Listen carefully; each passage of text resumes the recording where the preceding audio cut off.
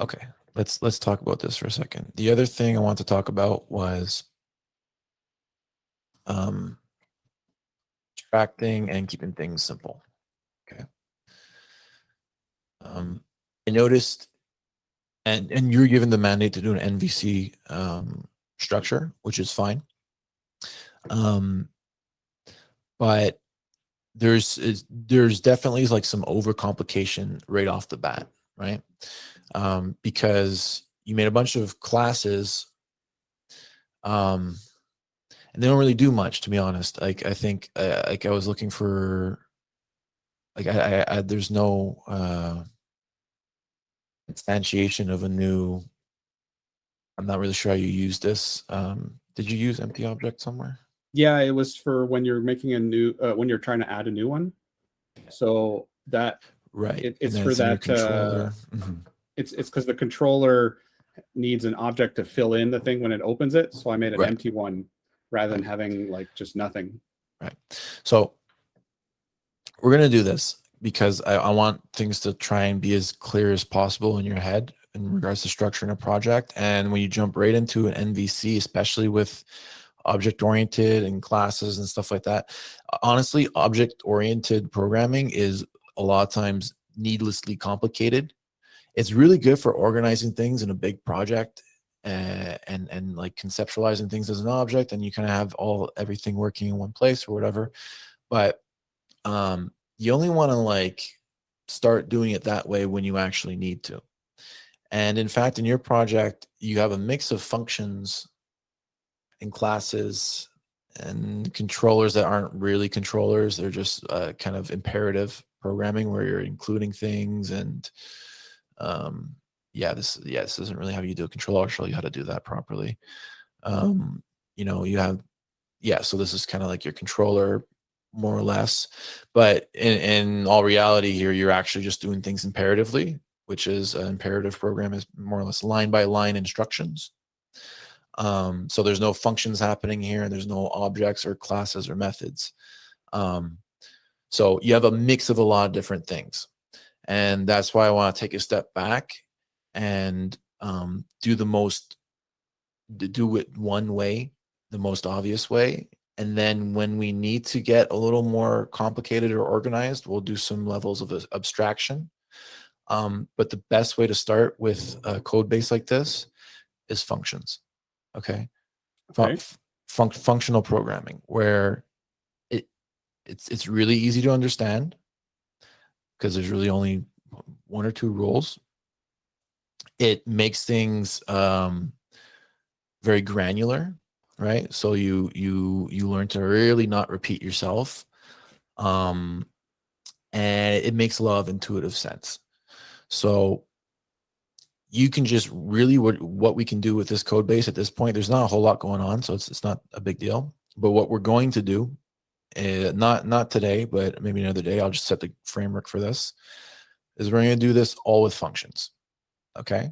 And you can organize your functions into files. That's fine, but we're not going to mess around with making things into classes when, if like you're going to make a class and then you're going to have like one method to call a function on it, and it's completely useless at that point. Like you might as well just made a function called insert user, right? Okay. Like Yeah. think about the one you did here. Where did you use it? Okay, you created a whole class, and it's actually a dynamic class. I'm not sure what's going on there, but it's a dynamic class, and There it's so that I can use that controller insert for multiple, like not right. just the students, but also the teachers. That's Why those great. controllers are just those includes. No, that's perfectly good. You're trying to reuse code, which is great.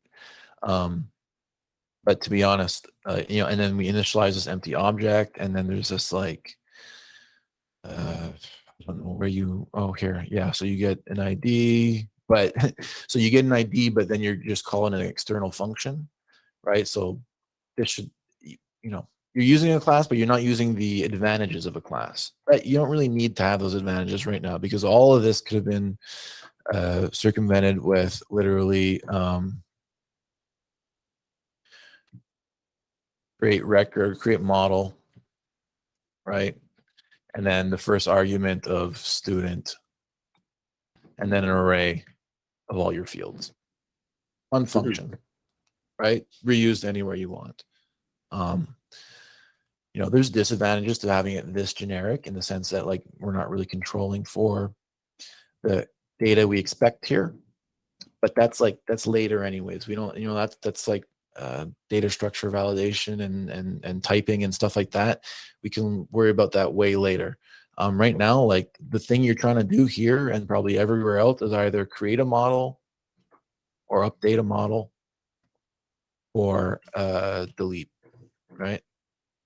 So it's really just three functions. And they all share like a lot of the same arguments and stuff. So we'll work at that. So maybe good exercise for you. I don't want to go too long. I think we should probably wrap it up now. But once you get back at this, start, like I said, in your README, okay? And what are we going to call this? Call this API, okay? I want you to like outline in some markdown here. What would be your ideal way of actually interacting with this code base, right? What kind of like how, and we'll do it with functions. I'll explain how you should function, how you should format your functions in a minute. But something like, okay, this code base has these following really useful functions, right? We have a create model that takes the name of the model and the data, like the arguments, whatever's going to be inserted to the database, right? And then you have something very similar in update and something very similar in delete. And delete will just be probably an ID, right? Because you only really need an ID for your SQL to execute like that. Right. And then just as maybe this is, you can look into this later, but maybe we can make a soft delete, okay? So soft delete equals true. So by default, instead of deleting a whole row, we're just going to mark it as deleted. So we retain the data in the database, but we'll just put a flag that it's been trashed more or less. Yeah, all my deletes have been soft deletes. Perfect. So you know the concept. Okay. So, but you know, there may be an instance where you want to actually hard delete in your database, in which case you're going to call this function as delete model, 10 false, meaning it's going to hard delete it, right? So we're making some flexible functions here with just some simple arguments. And like we can do this now. So like what else? You wrote the code. So like what else are we actually doing most of the time? So there's that page render thing. So you're gonna have that what was it called? Display page or Populate page? Populate page. Okay, yeah. So But you were saying that that's not really a function because it doesn't return anything, and that I should just put that directly onto the index page. Yeah, I'm trying to make a mental model of like the things you do in the app, right? And this is part of it. One of it is outputting your HTML as a response. So we can document this here. Okay. And that's fine. And then what else do you do mostly in this app? There's a database connection, right? Yeah. So yeah, we can maybe make in this case, it's probably a good idea. It's going to be a simple application. We can just make one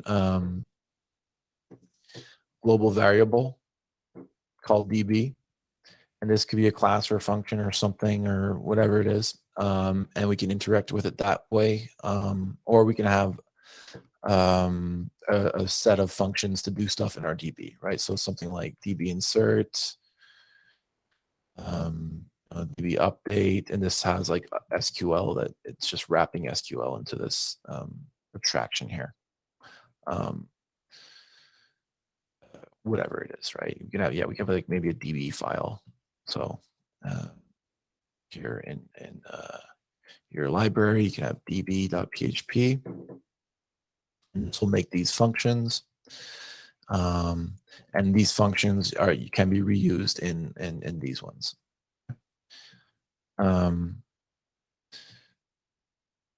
What else are you doing in here?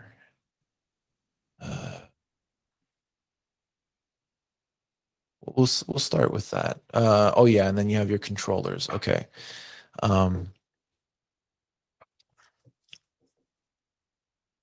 We're gonna do this together because it's a little complicated, but we're gonna at one point refactor your routes. Okay, so we'll see how to define routes and map them to a function or a method in a controller. Okay, so for now I'm just gonna put down, you know, we have a entry point called routes.php, and we'll obviously put more information here. We'll do some explaining. I'm just trying to map this out. Would you be able to give me a README that you've done for like another simple program? Just as an example? Yeah, but this kind of outlining of your API, we rarely do that. This is more for your own benefit. Okay. So I don't know if I'll have a really good one for you. I'll see what I can find. So you have routes, and then we're gonna have a controller.php. Anyways, you know, just try to think of like the optimum way of like using your code, the optimal way. Something easy, and we'll try and like restructure things. And so I'll talk now about a little bit about functional programming, like I said, because we're using a lot of different methods in this code base. So functional programming, okay, basically everything's a function, and a function has an input and a predictable output.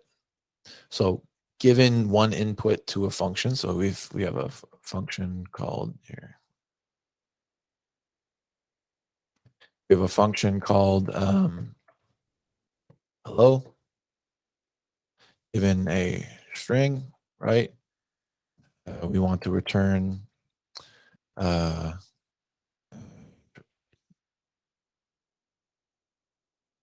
whole string. Okay, so this is my function. So given any string, we have a predictable output. Okay, as opposed to say we had a function written like this. Okay, and we had this string here called hello. And then we said there's a global variable called string, right? This does the same thing, right? Right. Okay. The only difference is this is not functional because it has side effects. Because whenever I run this, I should always have the same thing. And I don't have any arguments here, so it should always give me the same output. But that's not going to be the case. Because if somewhere else in my program, I redefine a string to, goodbye, and I run this, it's going to give a different output. We're running the same thing and getting two potentially different outputs. That's the key. Okay. That's the key in functional programming. It's not to have side effects like that. So you have predictable, everything's more or less encapsulated inside this function. You do everything in there. All you have is the data that gets inputted through your arguments, and all you can communicate to the outside world of that function is is what you return from it. Okay. And that really helps make some really good code, because now if you combine that with, so we have one rule here, right? No side effects. Everything is a function. When you say everything is a function, what do you mean by that? Well, give me an example of what wouldn't be a function. Well, like all the markup on the website. Would you wrap that in a function? Yeah, so you're kind of doing it, right? You have your pop page. Mm-hmm. And then maybe you want to pass in a file, right? And echo it out. So in our program, there's a function that grabs a file and it has a predictable input and a predictable output. Okay. Right. Obviously, like minimal things you would do outside of being a function in terms of like being imperative, which is really just all that would happen in your index, right? So you would bootstrap your program, all your functions are defined, and then you just echo out the final product. So the only real imperative statement here is that echo you make at the end, which is your response to your web request, right? It's you're echoing out the page response. So yeah, you could say echoing a function is not itself a function; it's an imperative instruction, but it's like the only one you really need. And then everything else is just is a collection of functions that because at the end of the day, what is a web application, right? What are you trying to do on this page? What's happening is you have a request, that's your input. So all you have to do is grab the data from your input, or the data from your request as your input, feed it into your program as an input into a function, and then output it as a response at the other side to render your page. It's actually very, very simple, right? Request, So do like something with that data, echo HTML. That's all you're doing. So like in this case, the like that populate page function, which would like the whole index page would just be like echo populate page file. And then the argument might be the like from the slug, maybe? Or yeah, because in the request, you have your URL. Right. Yeah. So you give it, you can give that whole request to, we can do something like this index file. We can do something like, how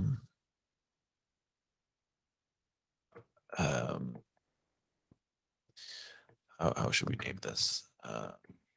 Whenever there's a request to this file, we have a global variable called request. Most of the data we need, we can like wrap it up and whatever we need to do with it. But we can do how about request.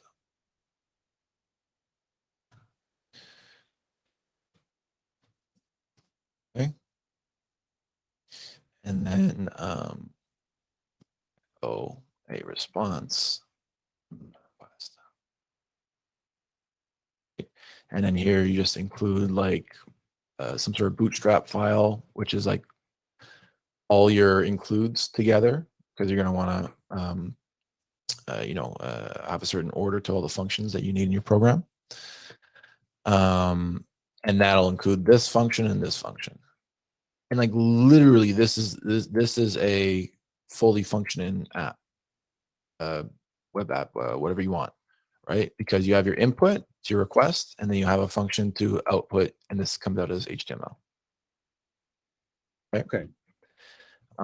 Obviously, in your Bootstrap, you're gonna do a little more work where you have some config files, and then you're gonna be able to pass that data around to your functions. But we're not calling it in some sort of global space where everything could be mutated and changed at any point. It's literally you're always passing one particular piece of data to a function, and that passes it to the next, and to the next, and to the next. So but if you look at a function by itself, it only has one input and one output, and everything inside is isolated and controlled. Okay, so the point of that is not to trust that your global variables are where you think they're at when you get to that function. Don't have any. Right. The only global variables you should have are the PHP global variables. But even there, you see what I did here, right? I passed in my global variable as an input. I didn't call it in my function. Because you can actually alter that global variable. Is there a reason you would have done that right there? Yeah, because this is the entry point to the request. Yeah. And once I input it here, it doesn't change because I'm passing it from function to function. And it doesn't stay this global variable. It's actually the output of another function that probably gets passed around. Okay. Do you see what I mean? Because if in a different function in between here, you made a different function, and then you it's going to be passed in as here's some. our parsed request here, right? Whatever we got here, it's going to get passed around. As opposed to if I didn't do that, if I didn't even do this, I could just do this, right? Where I get my request, I do stuff, but I'm bringing in something from the outside. That's the key point. In any of your functions, you shouldn't be bringing in anything from the outside. You should be passing things in as an input, manipulating that data and returning something. Okay. Yeah, I understand the concept of what you're doing. I'm just not clear on why with like a global request. I guess I don't see what the danger is, maybe. It's like I said before with the other, it's the exact same example as I put down here before, or was it in here? It's the exact same answer as this. Do you remember what I how I explained this? Like what the danger was here? Yeah, because it can change. But Exactly.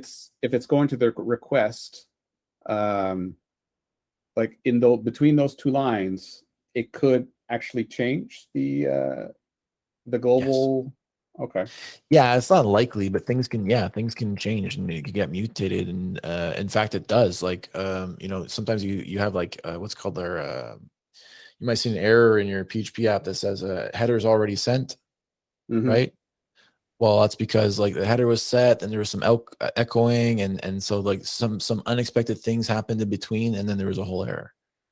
So yeah, even though it's like a special PHP global variable, I'm pretty sure you can mutate them. Maybe not, but I'm pretty sure you can. It's just the safest way to pass your data around. So in your function, you never have anything. You never have an effect outside of that function. Okay. Right. So you never affect. The only data you're working with in this function is whatever's been passed in. And the only thing you can have an effect on the outside world is whatever you return from it. And then whoever is using that function gets the data returned from your function. They're responsible at that point to figure out what they want to do with your data. And that's just your program flow, right? That's because you're going to use these functions yourself, right? So you're going to decide which ones to use at what point in time. But when you look at on a local level of this function, there's really only your input and your output. That's like the golden rule here. Okay. And so you and then after that, what you really want to do too is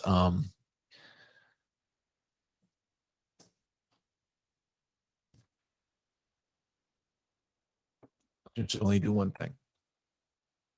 Okay. What this means in practice is most of your functions are actually going to be maybe like 3 or 4 or 5 lines of code. Okay.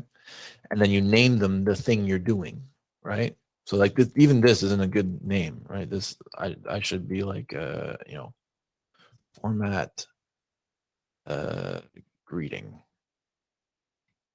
Right? That would be a better name. So name it very descriptively. Don't worry about it being too long. And then the only thing you should do here is,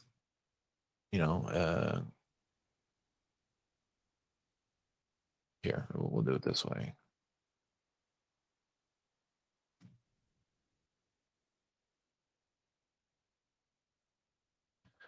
Okay. Format greeting someone, right? That's even more descriptive, right? Because what's our input? We're greeting someone. Okay. So we're going to format like this. And, our argument is basically who we're greeting. And it returns something. So this is one line. This is perfectly good code. And then most of your functions, even though more complicated, if you see you're doing more than one thing in your function, what you do is you stop and you take that other thing and you make it into a function. Let me give you an example so I can clear this up in my head. I need to do some validation on my when you're putting in a new whatever. So I have to validate, several different fields. So my validate function would call a function to validate each kind of field. Would that be doing one thing, or? Well, yeah. So you can you can abstract it so you can have like a validate, right? Yeah. And then you can call a field. So let's say here, function validate. What are we validating? Form fields. Yep. Okay, and then we're going to have the field name.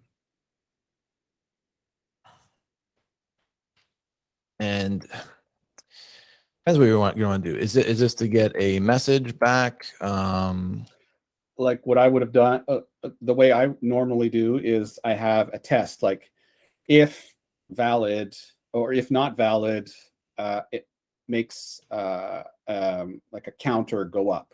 And then at Okay. the end, it tests, is the counter 0? If not, return false. And then that's when it'll return the message or do whatever to say that it's not valid. Right. Okay. So in that case, right, you should have a function called, say, validate request. And then you get, you make sure you pass in your request.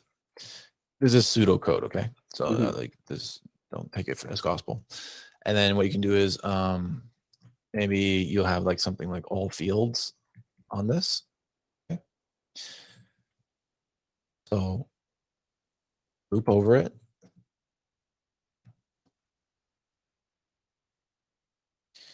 And then we'll call the singular method here. Validate, I'm going to make it super explicit. All fields from request. And then you run this.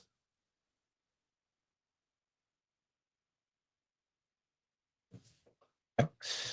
And then, obviously you do like some like validation in here. And then you have a local variable in this function, right? Let's say we'll call this your errors. Okay. And then we'll append to our errors. So this will make a documentation here that this either returns error or null if valid. Okay.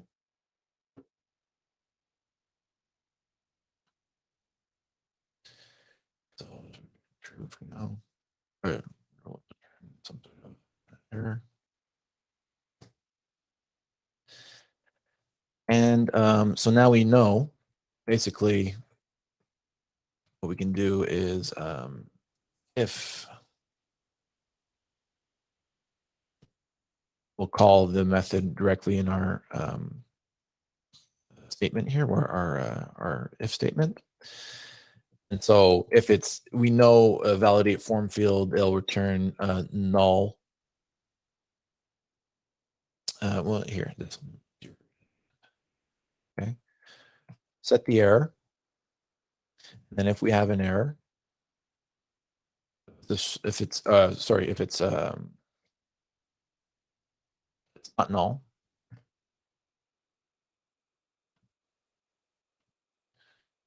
we're going to append it. Error here. Okay. Yeah. And then return errors. And we ask ourselves, are we only doing one thing in this function? Okay, well, this really is taking a request, and then what's the one thing it's supposed to do? Well, it's supposed to return us some errors based off all the validated fields from a request. Right. Okay, so it's going over all the fields, and yeah, this is short enough that I wouldn't make this into another function. You could something like make this like get error from field, and then you pass it in the field, and then it returns just the error, but it's not worth saving the one line. So like I said, so this is, and you can shorten this up even more here. So like I said, it's 1, 2, 3, 4, 5, 6 lines of code, and most of it's just like instantiating a variable. So, but you see, I instantiated a local variable and then I returned it. I didn't have a variable outside of here that I was mutating. So Right. so whatever we give here, it's going to be the same output. So then your validation, you just pass a request to this function, and then here you have this, and then maybe you can make a function for each type of validation or something like that, like if it's for an email or whatever. Right. And if you have different functions for validation for the different fields, then your validate form field will be different, right? It'll be like, if this kind of field, do this validation. If this kind of field, do that validation. Yeah. That's still one thing, right? Because it chooses which thing. Yeah, exactly. And I'll show you a better way of even handling that. Maybe not right now, but when you see yourself getting into like you had some switch cases or some like a lot of like some sort of long if else statement, right? Where you're doing things conditionally for a bunch of cases. It's okay, but it's not great. You want to avoid that. And the solution to that is to configure things instead of make it some sort of conditional code. So what do I mean by that? If you had a configuration file with a configuration here, like some sort of config, and you had the data structure, right? Validation rules. And in this array, you had one for email, and maybe this was just some sort of reject regular expression here that looked for something.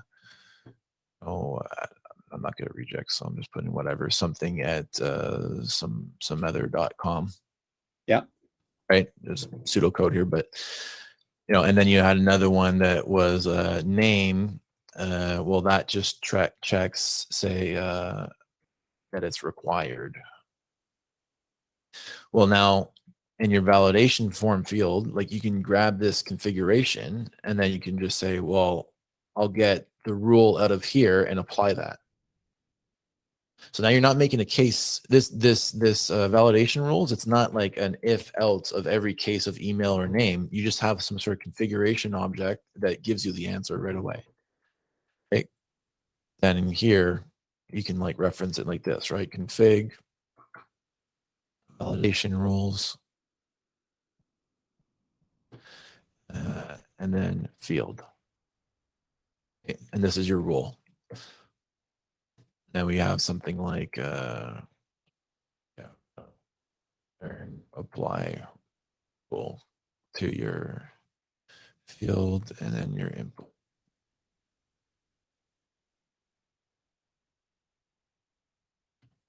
And this apply rule gives you an error or something. I don't know, whatever. Okay. But you see what I mean, right? So that's instead of writing if field is equal to email, do something, right? Well, I have a configuration here. I have one place with all of the I'm not writing all my rules in my code. I'm writing it in a data structure. I'm just passing that data structure as an input.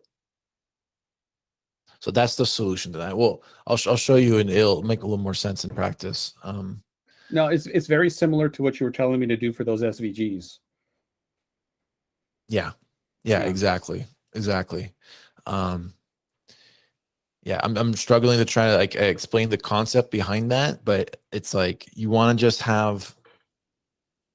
You really want to simplify things to just working with data structures and then passing input to output, input to output, input to output, and then you do something. You have something that happens at the very beginning where you get your input, and then you just pass it around, and you have one output at the end, and then as much as possible, have like everything configured in your project as just your own sort of data objects, right? That help your program operate.